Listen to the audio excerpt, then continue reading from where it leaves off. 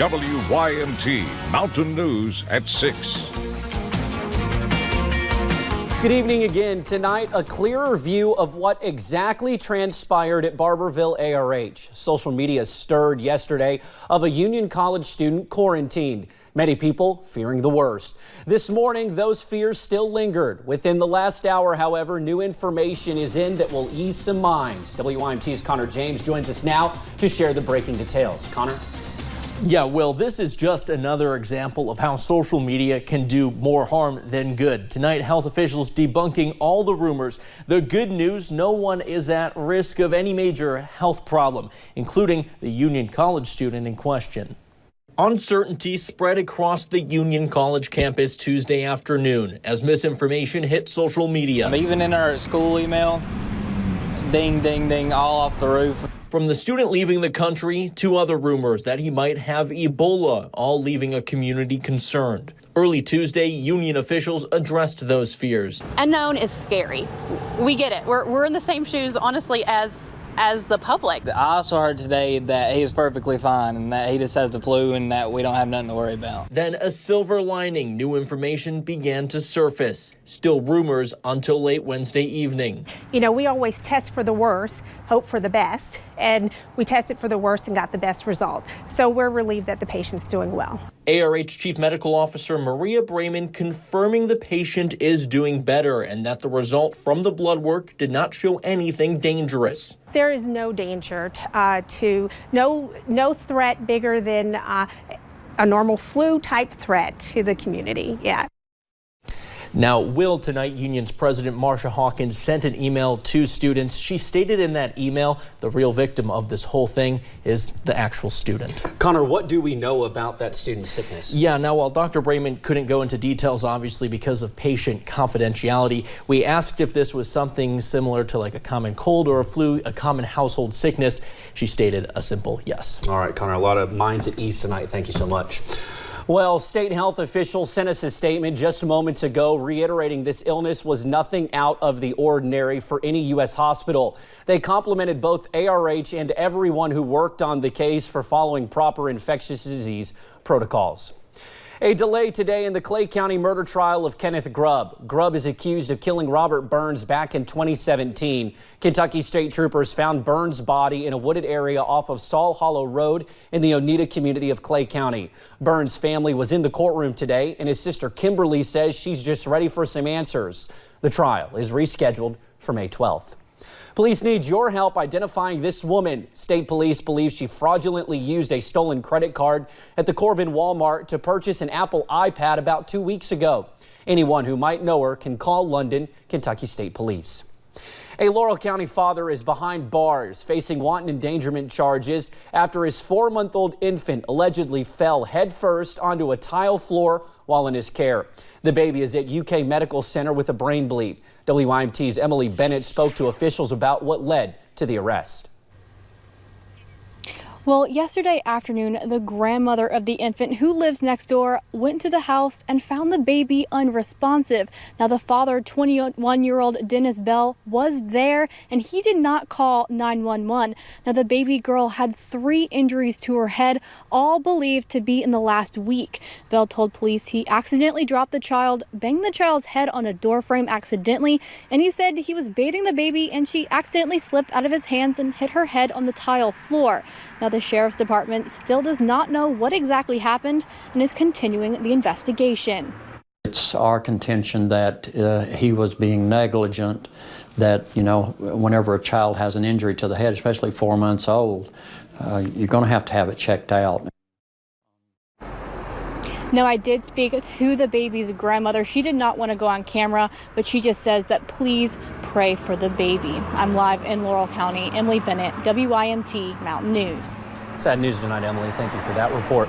Well, the first hurdle to legalize sports betting has been cleared in the Kentucky legislature. Lawmakers in a House panel approved the bill that would authorize and regulate wagering, including betting on college sports. Betting on such things as University of Kentucky basketball or football was not in the legislation that stalled last year.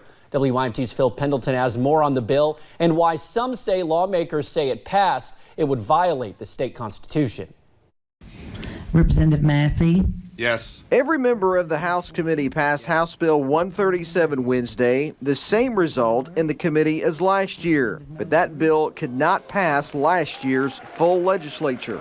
I think the outcome will be different this time. One, because last year it's a revenue measure, so we needed 60 votes in the House and 23 in the Senate, which we don't need this year. It'll need just 51 votes to pass the House and 20 to clear the Senate, and it already has bipartisan support. So to me, it's a common sense bill, and I can't really think of any good reasons why not to support this bill. We believe it would further serve to target the poor and particularly young people. But Martin Cawthron with the conservative group The Family Foundation believes the bill has actually expanded gambling and requires voters to amend the Constitution. And a lot of it has had to do with the constitutional questions. There are more constitutional questions about this bill than most bills I've seen up here in a few years. The Kentucky Racing Commission will oversee sports wagering, and bets could be made at tracks, the Kentucky Speedway, and through online avenues. Economists say that it could bring in more than $22 million for the state. This bill is not going to solve our challenges, we know that, but it is a good first step. It's a first step to creating revenue. I fully support it. Governor Beshear says he supports the measure, but its fate is not clear in the Senate. In Frankfort, Phil Pendleton, WYMT Mountain News. The bill's sponsor says some of the money generated by wagering would go towards the unfunded pension liability in the Kentucky Thoroughbred Development Fund. A bipartisan group of Kentucky lawmakers wants to cap out-of-pocket costs for insulin. The bill would cap insulin co-pays at $100 for a 30-day supply.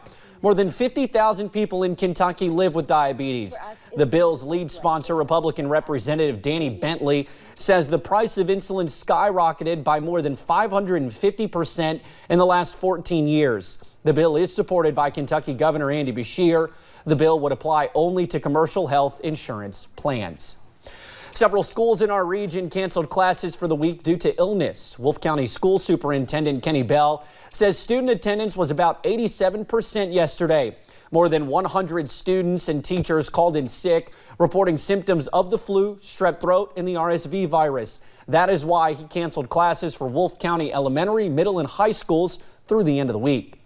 We ask that for our public that if they are going anywhere, that parents and community members be really cognizant of the fact that if their child is sick, don't send them to any activities.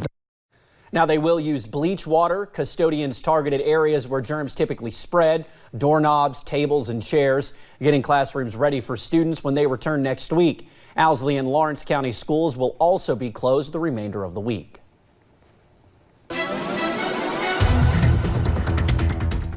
And we've been dealing with those gloomy skies and some scattered rain chances throughout the day. We're actually going to see a little bit more of that as we head into tonight. We're going to take you up to Interstate 64 in Moorhead. You could see that mixture of clouds and maybe even some peaks of sunshine at times. They've kind of remained a little bit on the drier side today. Looking outside the front porch here at WYMT, still dealing with those mostly cloudy skies. Dry for now, but a little bit more rain is on the way. You could see scattered really throughout the day, and then there's that line out into parts of central western Kentucky on the way to the mountains. So for tonight, dropping into about the upper 30s. Few rain chances tonight. Will dry out for your Thursday and cool off, but more rain's expected by the time we get into your Saturday. I'll have those details coming up in just a little bit.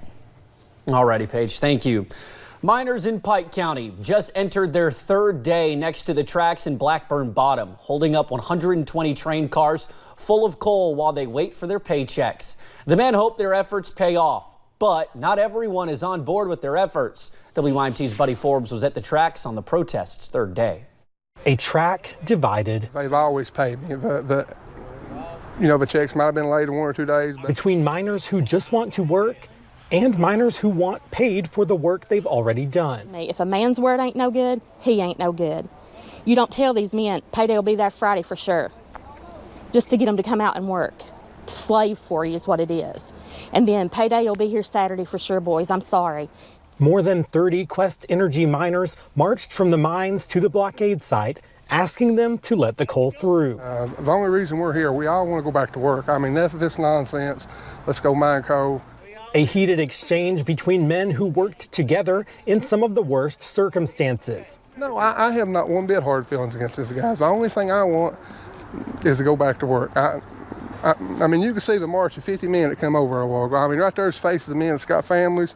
And the remaining 5 miners say they will leave as soon as the money is in their accounts. Though they received pay for the 2 weeks they originally were waiting for, they say it took stopping a train to get it. And they are afraid to leave before getting their final checks. Because that's all we've ever wanted. We didn't want any of this. Listen, I've been here for 3 days. I would much rather be at home in my nice warm bed than standing here. The company issued those checks and told the men they would see the funds by the end of the business day Wednesday. So they will stand by the tracks until they do. In Pike County, Buddy Forbes, WYMT Mountain News. Now, we just learned all of the miners have been paid and have agreed to let the company take its coal. They are now picking up the blockade camp now. Schools in Pike County will receive some much needed help soon to keep students healthy. Pikeville Medical Center received a more than $350,000 USDA Rural Development Grant. That money will be used to help provide 13 elementary schools with mobile telemedicine carts furnished with examination cameras and equipment which will be securely connected to PMC's telemedicine equipment and staff. That makes them healthier, that keeps them from spreading germs all across school, that helps schools make money, that helps the children learn better, and it's a matter of that partnership that we are celebrating today. Now, once operational, children as well as school staff will be able to receive both acute and preventative care services directly from medical staff at Pikeville Medical Center. Today, CBS officially released the case for season 40 of Survivor. The season is called Winners at War and pits 20 past winners against one another. One of those winners is Whitley County's own Nick Wilson, who won David versus Goliath in 2018. In a preview, Wilson says, "I feel like in a season like this, all bets are off." The premiere is February 12th, 1 week before there will be a retrospective episode looking back at Survivor's greatest moments and players. After record-breaking high temperatures today, we'll get a little bit of a cool down before warmer air moves in Saturday and then a big cool down by Sunday and Monday. I'll have those details coming up in just a little bit. But first, a Johnson County health clinic goes up in flames. We will talk to one patient concerned where that could lead his recovery.